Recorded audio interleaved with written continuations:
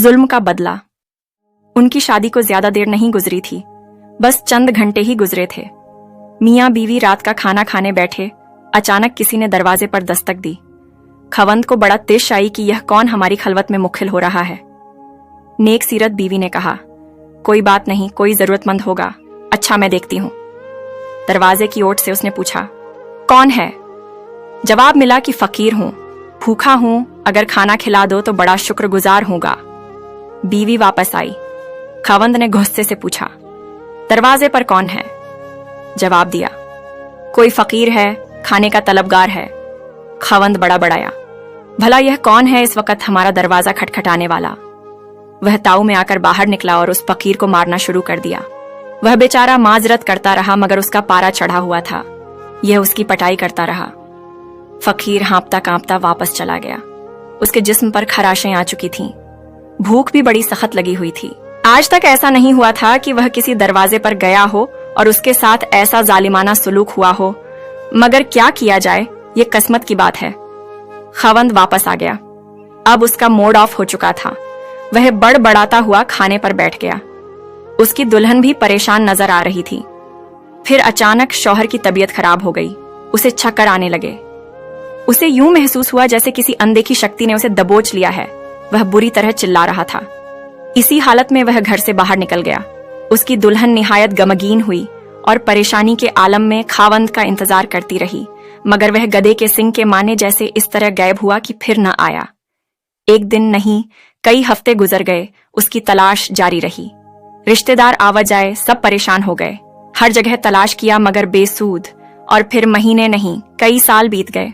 उसकी बीवी उसका मुस्तकिल बेसूद इंतजार करती रही।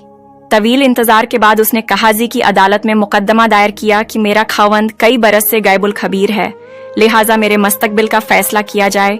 चुनांचा अदालत ने शरीयत मुतहर्रिका की रोशनी में उसका निकाह फसक कर दिया। फिर उसकी शादी एक नेक दिल शख्स के साथ हो गई।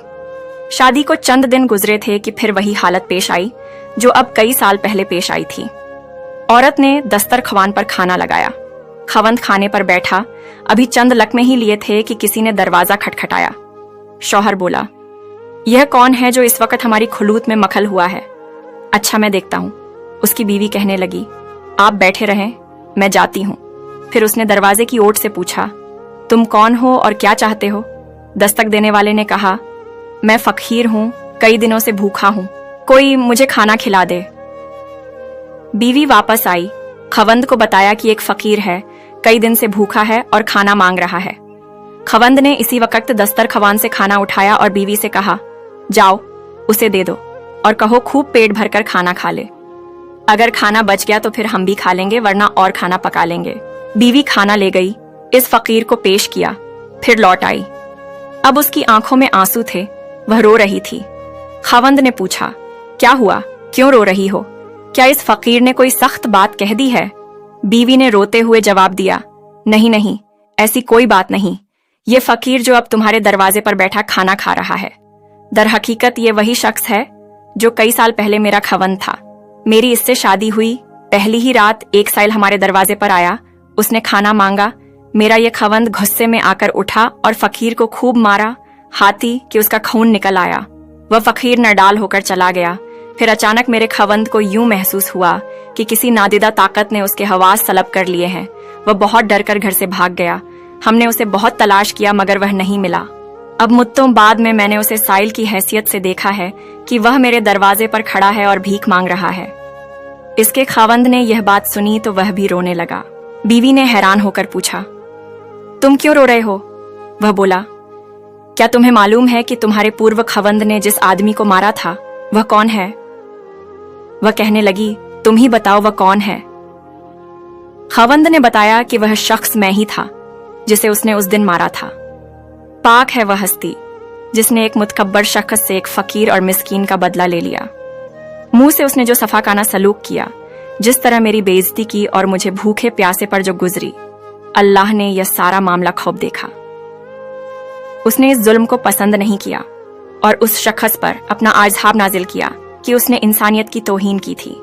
रब करीम ने मुझे मेरे सब्र का पूरा बदला दिया कि मैंने मार खाई, सब्र किया, हाथ नहीं उठाया, जबान से उफ भी नहीं कहा। अल्लाह ताला ने मुझ पर करम फरमाया और मुझे अपने फजल से गंडनी कर दिया और उस जालिम शख्स को यह सजा दी कि उसकी आखल और माल छीन ली। अब वह दर बदर मारा मारा फिरता है। अब वह एक भिखारी है।